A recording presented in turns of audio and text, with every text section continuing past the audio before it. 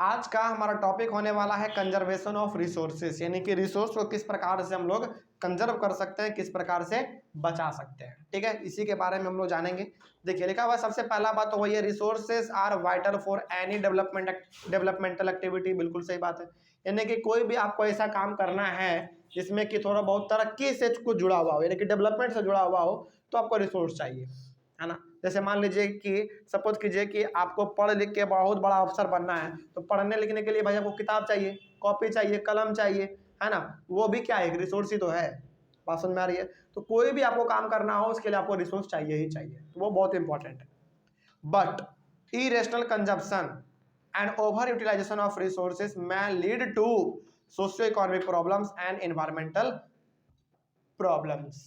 इसका मतलब हुआ कि देखो, हालांकि कोई भी आप काम करो वहां पे आपको रिसोर्स चाहिए ही चाहिए, ठीक है। लेकिन हम ह्यूमन बींग्स क्या करते हैं, उसको इस्तेमाल करते हैं, लेकिन कैसे इस्तेमाल करते हैं, इरेशनल। इरेशनल का मतलब हो गया ठीक ठाक ढंग से नहीं, अंधाधुंध तरीके से, जैसे मन तैसे उसको इस्तेमाल कर रहे हैं। ऐसा नहीं करना है, पहला बात ये हो गया। दूसरा, ओवर यूटिलाइजेशन कर दे रहे हैं, जितना जरूरत है उससे कहीं ज्यादा इस्तेमाल कर दे रहे हैं, यानी कि बर्बाद कर दे रहे हैं। ठीक है, ये हो रहा है हमारा। अब जो कि आप गलत तरीके से उसको इस्तेमाल कर रहे हैं, जितना ज़रूरत है उससे कई ज़्यादा इस्तेमाल कर दे रहे हैं, तो आपको इकोनॉमिक प्रॉब्लम तो होगा ही होगा, साथ ही साथ आपका इन्वायरमेंटल प्रॉब्लम भी हो जाएगा। मतलब कि एक समय ऐसा आएगा जब आपके यहाँ आसपास से रिसोर्स ही खत्म हो जाएगा। ठीक है, तो ये सारा समस्या आपको झेलना पड़ सकता है। To overcome these problems, resource conservation at various levels is important. तो आप यदि चाहते हैं कि ऐसा ना हो, हमारा इकोनॉमिक प्रॉब्लम भी ना हो, डेवलपमेंट इन्वायरमेंटल प्रॉब्लम भी ना हो, तो यदि आप ऐसा चाहते हैं कि ये सारा समस्या हमारे सामने ना आए, तो आपको रिसोर्स को कंजर्व करना पड़ेगा हर लेवल पे। जहाँ जिस भी लेवल पे आपसे पॉसिबल हो सके, जितना ही आपसे पॉसिबल हो सके, उतना ही लेवल पे आपको रिसोर्स को कंजर्व करना पड़ेगा, तभी आप इन सारे समस्याओं से छुटकारा पा सकते हैं। नहीं तो फिर एक समय ऐसा आएगा कि रिसोर्स के लिए आप तरस जाएंगे लेकिन आपको रिसोर्स नहीं मिल पाएगा। सपोज आप पानी के लिए तरस जाएंगे लेकिन पानी मिल नहीं पाएगा। ठीक है, तो ये सब चीज़ आपको ध्यान में रखने हैं। आगे बढ़ते हैं, उसके बाद है गांधी जी के बारे में थोड़ा सा जान लीजिए। गांधी जी का रिसोर्स कंजर्वेशन के ऊपर क्या उनका विचार था। ठीक है, देखिए ध्यान से, और इस चीज़ को आप लिखिएगा। एक बात हम यहाँ पे बता देते हैं, देखिए Gandhi ji once said there is enough for everybody's need and not for anybody's greed. ये वाला स्टेटमेंट जो है ना, एकदम मार्क कर लीजिए, एकदम पक्का ये वाला एग्जाम में आएगा। ये लगातार आ रहा है, इसलिए हम बता रहे हैं। और जब हम क्लास 10th में थे तो हम दावे के साथ कह सकते हैं कि ये मेरे समय पे आया था। यानी कि ये स्टेटमेंट आपको दे देगा और कहेगा कि ये स्टेटमेंट किनके द्वारा कहा गया है, तो आपको लगाना पड़ेगा टिक महात्मा गांधी जी पे। ठीक है, तो महात्मा गांधी जी ने एक बार कहा था कि भारत के पास ना इतना रिसोर्स है कि सबके जरूरत को पूरा किया जा सकता है, लेकिन किसी के लालच को पूरा नहीं किया जा सकता है। किसी का लालच कभी खत्म होता है क्या? कभी खत्म नहीं होता है। सपोज मान लीजिए हमको लालच है कि हम मुकेश अंबानी बन जाए, बहुत बड़ा लालच है हमारा, है ना। क्या हम बन पाएंगे? भगवान करे बन जाए, लाल अलग बात है, लेकिन लालच है ना ये। बात समझ में आ रही है? कोई भी बन सकता है भाई, मेहनत करेगा बन जाएगा, लेकिन ये लालच है। तो आदमी का जरूरत पूरा हो सकता है। सपोज मान लीजिए कि मेरा अभी फिलहाल जरूरत है कि हमको ना एक बुक लेना है। चलिए हम लोग अभी ज्योग्राफी पढ़ रहे हैं, सपोज मान लीजिए कि हमको एक बुक लेना है, तो भाई हमको बुक लेना है एनसीईआरटी का, कितना 100 रुपये के अंदर में आ जाएगा। एनसीईआरटी का किताब ऐसे ही सस्ता होता है ना। तो 100 रुपये के अंदर में हमारा ज्योग्राफी का बुक आ जाएगा, ये हमारा जरूरत था तो वो पूरा हो गया। लेकिन यदि हम सोचे कि हमारे पास 50 को एरोप्लेन हो, तो हमारा ये क्या है, लालच है। तो क्या ये कभी पूरा हो पाएगा? मेहनत करेंगे तो पूरा हो जाएगा, लेकिन फिर भी एक लालच ही तो है।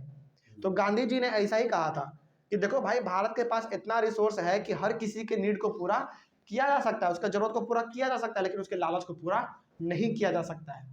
ठीक है, ये गांधी जी ने स्टेटमेंट कहा था।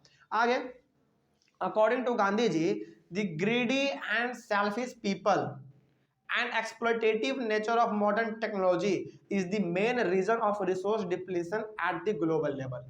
तो गांधी जी के अनुसार जो हमारे ग्रीडी और सेल्फिश पीपल है, ग्रीडी मतलब लालची लोग और सेल्फिश मतलब जो अपने बारे में केवल सोचते हैं। बात समझ में आ रही है? तो गांधी जी ने कहा था कि लालची लोग और सेल्फिश लोग, यानी कि स्वार्थी लोग जो कि केवल अपने बारे में सोचता है, वो दोनों और मॉडर्न टेक्नोलॉजी ये 3 मेन ऐसे कारण हैं आज के समय में रिसोर्स को बर्बाद करने का। देखो ठीक है, हम लोग जानते हैं कि चलो लालची आदमी है तो उसका कभी लालच खत्म नहीं होगा, ये भी मानते हैं। सेल्फिश आदमी है तो वो केवल अपने बारे में सोचेगा, है ना। लेकिन टेक्नोलॉजी के बारे में यदि हम लोग आज के समय में सोचें तो आपको लगता होगा कि गांधी जी ने गलत कहा।